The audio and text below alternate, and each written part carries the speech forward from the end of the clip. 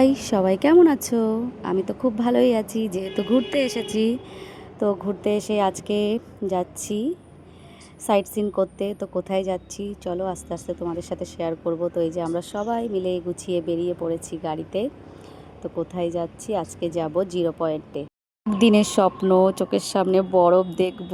আমার দুই ছেলেরও খুবই শখ যে বরফ নিয়ে খেলা করবে। তো সেখানেই যাচ্ছি। এই যে আমাদের গাড়ি চলে এসেছে।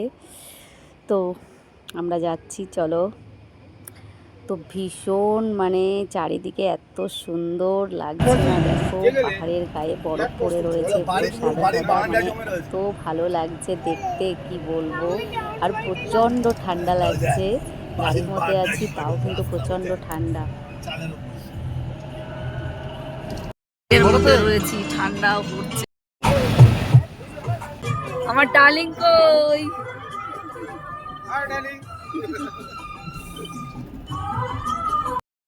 চারিদিকে শুধু বরফ আর বরফ। রাস্তার পাশে দেখো কেমন পড়ে রয়েছে, এত ভালো লাগছে, কি বলবো, চোখে বিশ্বাস করতে পারছি না, এত বরফ, সাদা সাদা বরফ।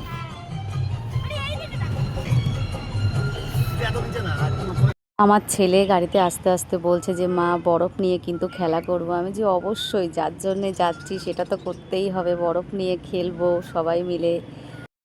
তো দেখো ফাইনালি আমরা চলে এসেছি একদম জিরো পয়েন্টে। উপরে দেখো চারিদিকে কিন্তু বরফ আর বরফ, কিন্তু মেন যে জায়গায়, সেই জায়গাটায় আমরা যেতে পারিনি, দুঃখের বিষয়। কারণ আমার ছেলে একটু অসুস্থ হয়ে পড়েছিল, ওর একটু শ্বাসের প্রবলেম হচ্ছিল। দেখতে তো পেলে ওর বাবার কোলে ছিল, প্রচণ্ডই ওর অসুবিধা হচ্ছিল বলে আমরা কিছু দূর নিচে নেমে এসেছিলাম। তো আমরা চললাম, আমাদের তো ঘুরো ঘুরো হয়ে গেল, শুধু বরফ আর বরফ।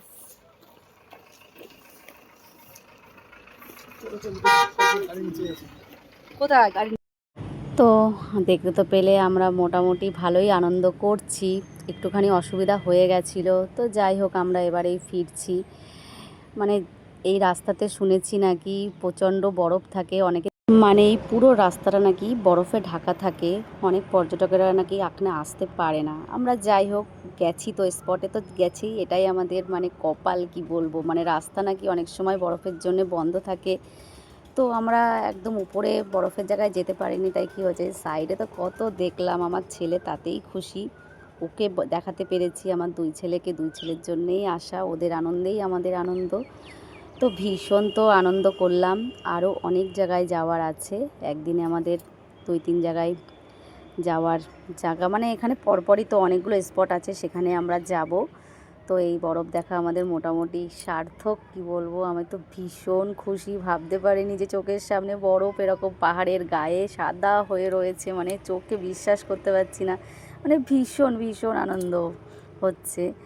তো তোমাদের ভিডিওটা কেমন লাগলো অবশ্যই কমেন্ট করে জানিও, আর কারা কারা এখানে এসেছো জানিও।